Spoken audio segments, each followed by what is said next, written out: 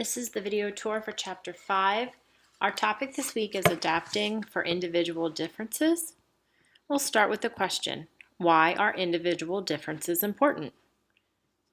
Read this quote from NAEYC and then move on to the reason why teachers must recognize individual differences. Our next question is, where do individual differences come from? Our first slide talks about nature versus nurture.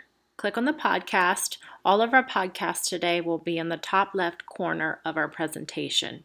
Those will explain everything that's on the slide. Next, we look at risk factors. We move into resilience, and resilience is important for a child to be able to overcome, adapt, or minimize all of those risk factors you just learned about. Opposed to risk factors are protective factors. Read about resilience and protective factors on this slide. Our third question today is, what do we know about individual differences? The first type of individual differences are the result of gender. Listen to the podcast to hear the 4 different gender differences explained. Then we move on to individual developmental abilities. And there's 3 areas where these developmental abilities fall: cognitive development, physical development, and emotional and social development. Read about each of the individual differences in a child's development in these areas. Our next slide looks at a difference that's a little bit different, but it's how children approach learning in a classroom or even outside of a classroom. Listen to the podcast for more information about this slide. Now we're going to try it out. Teachers must see each child as an individual. So what I'd like you to do is to watch the video on the right and look for an individual difference in a few of the children. Look specifically for differences in gender, cognitive ability, social abilities, physical abilities, or their approach to this learning activity they're participating in. I want you to find 3 differences and share them on our Padlet board by clicking right here. We move into the 4th question, what are other variations among children? And a big variation we find is that children are intelligent in a multitude of ways, and we're going to learn about Howard Gardner's multiple intelligences. Watch the video on multiple intelligences on the left, and then read pages 147 to 148 in your text. Then I want you to click here on Online Quiz and take your own quiz to see what is your strongest intelligence according to the quiz. I want you to think about if you agree with the results now that you've learned about the multiple intelligences. Moving on to the next slide, I want you to talk to me and share what the tests revealed. You have 2 parts. First of all, what was your online test results? And the second thing is, do you agree? Do you think this is really your multiple intelligence that is strongest? Then go to our Padlet board and share. How could you incorporate your strengths, your multiple intelligence strengths, into a math lesson about shapes for young learners? So pretend you're a teacher and you're planning a lesson on shapes in your classroom. If you were the learner for that lesson, how could the teacher incorporate whatever strength you had in the area of multiple intelligences? Click and share on the Padlet board. Another way children differ in a variation of our abilities is the group of children labeled as gifted and talented. Read about gifted and talented children on this slide. The 5th question of our presentation is, how do teachers meet the diverse needs of all their learners? The answer to that is differentiation. This slide will share what is differentiation and how do we differentiate. Part of differentiation is seeing it in action. So we're going to do another try it out activity. I want you to watch the video. And this is a preschool classroom where the teacher has set up a variety of activities, all for the learners to practice patterning. I want you to watch specifically for each of these 4 questions. How is the teacher differentiating by the environment they're learning in? How is she differentiating by the learning process they're using? How is she differentiating by the learning products? And how else could the teacher be differentiating? I want you to jot down your answers on a piece of paper and drop them in the participation drop box on D2L for weekly participation points. Another way that we meet our diverse learners' needs is through RTI. This is response to intervention. I want you to listen to the podcast to learn more about response to intervention.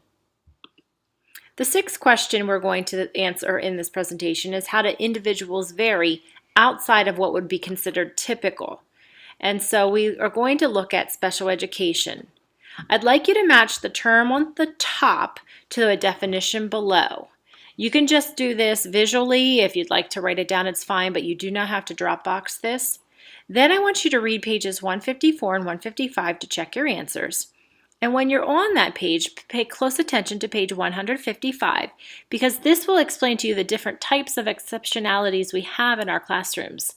This chart on page 155 will again be a resource for you as you do your observation that's going to be introduced at the end of this presentation.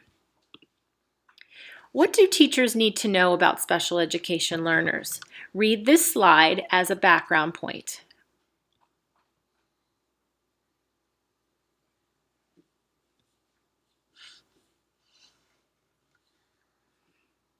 Our next question, which actually should not be number 6, should be number 7, is what help is available for our special needs learners?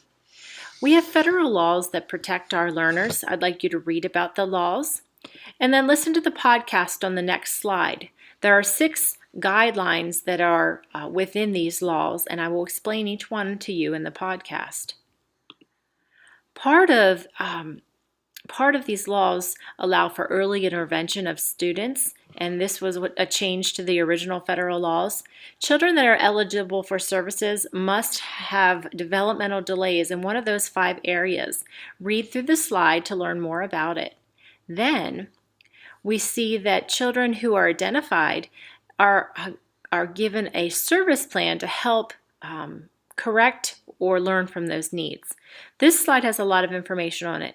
I'd like you to click on the podcast first and then follow along on the comparison of the individual family service plan and the IEP plan.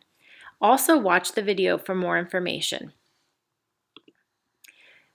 We talk about meeting children's needs in the correct environment, and the topic we'll be learning about is inclusion. Listen to the podcast for information on inclusion. And then on our Padlet board, you're going to be sharing what you've learned.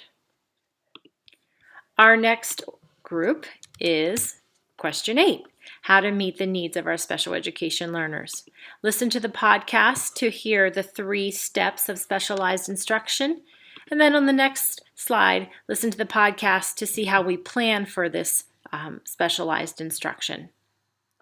We wrap up today with your second observation, and this will be 2 hours done looking at disabilities in a 3 or 4 star program. First go to D2L in the course project folder or under our weekly folder for week 5 and access the NAEYC disability observation directions. Have this ready and then watch the project introduction video. The due date for this project is March 14th, and you'll need to be dropping 3 things on March 14th. Your observation form, your NAEYC signature, your teacher signature form, and your 15-minute snapshot of your observation. Remember, this observation is 2 hours. Wrapping up today, you have 4 weekly assignments. Within our presentation today, there were 4 online participation activities. A Padlet board on slide 13, an online quiz on slide 15, a Padlet board on slide 16, and a Padlet board on slide 30. You also are responsible for participation from the differentiation in preschool patterning lesson on slide 20. That is going to be Dropboxed. Last, I want you to schedule and complete 2 hours of disability observation time. That's not due till March 14th. And skim chapter 6 for next week's presentation. I hope you enjoy learning about individual learning differences this week. There's a lot of information here, but it's really valuable to you no matter what age of learner you're going to teach. And we do need to be aware of all of the laws and guidelines that govern the way that we interact with these students and their families.